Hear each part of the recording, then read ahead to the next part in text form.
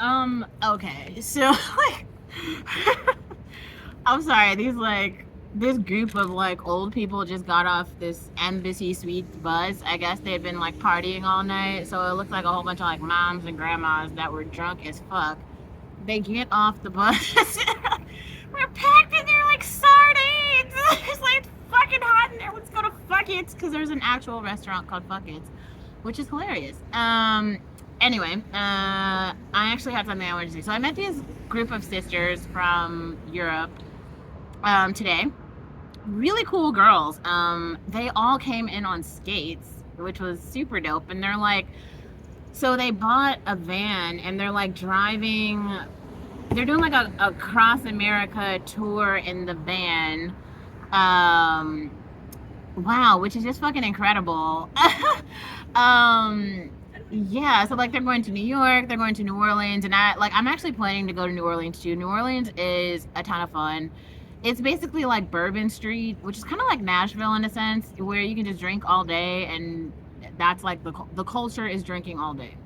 Now, one thing I want to say about being like a city hopper, one thing I've noticed is like cities have a culture, and I just do feel like, unfortunately, I try to create more content around Black Americans because like there has to be some like we've normalized trauma porn for Black women, and so all the Black women believe that by tearing each other down, that's the culture, and like that's how you survive. With they just have so little, right? And so I feel like right now we're watching Black women with full cups, kind of coming, experiencing shit, having things.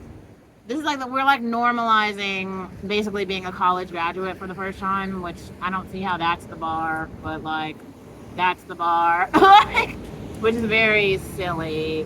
Anyway,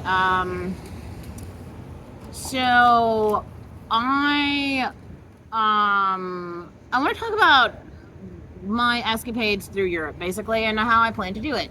So I was trying to figure out, like, everyone always talks about like hostels and how they like live in hostels and shit, and how it's actually really cheap in hostels. So from what I understand, you can live for like 6 to 12 euros per night in a hostel, and you can live for like wait, yeah, and the food you might spend like $50 a day on food. So that's about $75 per day. And from what I understand, it's actually pretty simple to get a server job. And you actually don't need to live off tips from what these girls were saying. That they standardized the wage out there. Now here's something that I thought was very interesting. Like this is why I just feel like I relate more to European people like than I do to Americans because like I feel like European people have seen the world, like the whole world, and the cultures of the groups, and have documented it and studied it and watched like the progression of the groups for so long. But the only problem that I have with that is that like all around the world, all of the other groups have been like, you know how Drake has that quote where he's like, eating off a black or rough plate? Like the idea has been kind of like eat off of Africa's plate, which is it gets bad because then Africans look at the Black Americans and they're like, but you have opportunity and why didn't you seize the opportunity?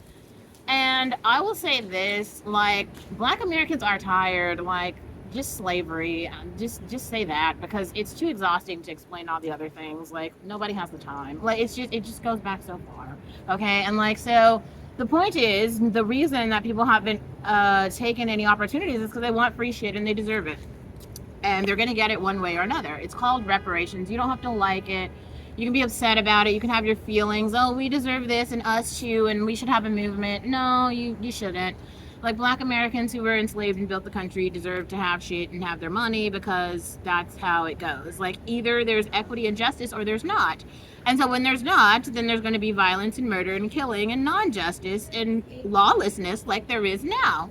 So we can keep living in the Hunger Games, or we can actually like stabilize and have some like real justice, or we won't. Like, because I can't describe to you the amount of like Black people are gonna get their money by hook or crook. Like, it's gonna happen. And we own culture and entertainment now, so you can try to. I mean, now there's like YouTube blogging and it's never going to stop. There's a million stories to tell. A million stories to tell. Um, okay, but the point here is like, I have to speak from like my own personal lived experience because like we've all talked about representation for a while in terms of like there's this idea that like people think that everything is equal. Like if I have a phone and you have a phone, your $3 Motorola is the same as my, $2,500 iPhone 14 Pro Max, and it's not. I'm sorry, it's just not. They're not of the same value. Okay, the Pro Max is worth more. It just is. And the value of black women has been kind of zero until Sweetie put a price on it, and Beyonce did as well. And I mean, there would be other ways to explain that better, but women have a price. That's the thing. Women are the commodity, and I don't know why men have been over here trying to like pretend like it's something else. It's like when people say I breathe air, and other people are like, "You don't breathe air." Like, you see what I'm saying? Like, air is air, and water is wet, and women are worth money, and men are worthless. Like, that's the thing. There's not another thing. Like. And when women have jobs, there's not really a need for men anymore. I mean, there maybe some of the good ones. Like I made this video 3 years ago. It's just that when you see, actually, let's talk about the Chat GPT app that the girls just showed me. Okay, so it's basically called Chat On, and somebody in Europe made, I guess, an app now, so you can just ask it where the hostels are in Europe, and it just tells you now where the hostels are. So it's like an app with GPT-3. Like, thanks, Sam. This is great.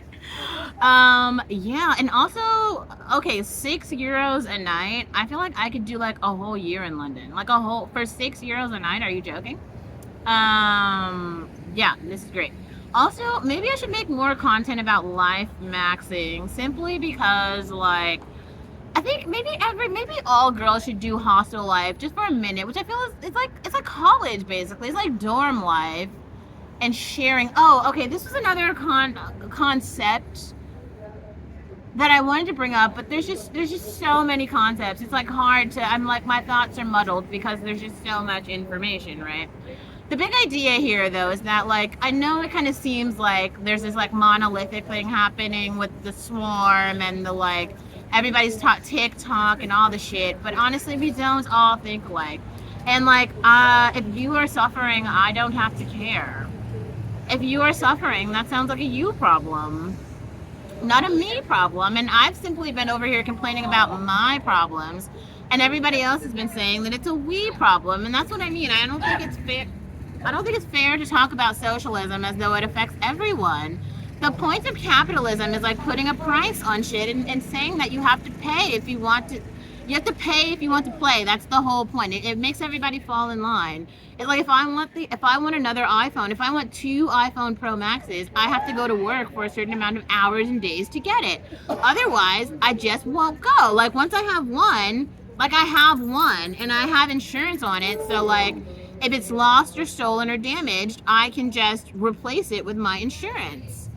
Like I'm not gonna, like I earned it, now it's mine. It's mine and you can have yours, and like that's it. That's the thing.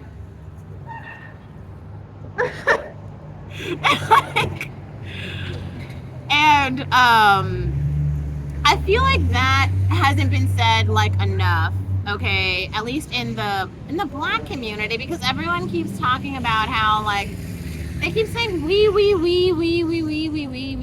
and I don't understand that. It's like the group thing. Oh well, she did this and she did that and she did this. I'm not trying to be funny or anything, but there's a certain thing of like stealing. If someone steals from you, just steal it back, and that's what I did. I mean, people kept stealing my content and I got mad and I stole it back, and now they're upset. Well, I want to get paid too. So like if I can't monetize, then you can't either. Fuck you. I want my money. You know what I mean? Like I want my idea. I literally keep trying to help. I'm like, here are content ideas that you could make. Here's something that doesn't exist that you could do. And people like it's like I keep saying my story like on and on and on, and I'm upset. So I wrote a news story, and everyone's upset now because people helped me write my news story. I wrote Abortion Barbie for me. Abortion Barbie is is a story that I wish someone would have told to me, so that I realized that I have a choice. And it's funny to other people, but it isn't funny to me. I wanted to hear that story from the beginning to the end. I wanted to see the death.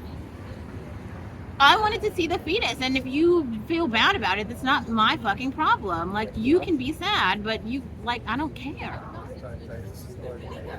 I needed to see that story because I kept seeing the other story of like, you guys don't understand how exploitative like men can be. They're just awful. Like, oh God, like the way that like black men treated Kim Kardashian should have really been a lesson to everyone. And I feel like everyone overlooked it because they tried to like slut shame her out of society in all these weird ways. They're like, well, she can't live in society anymore.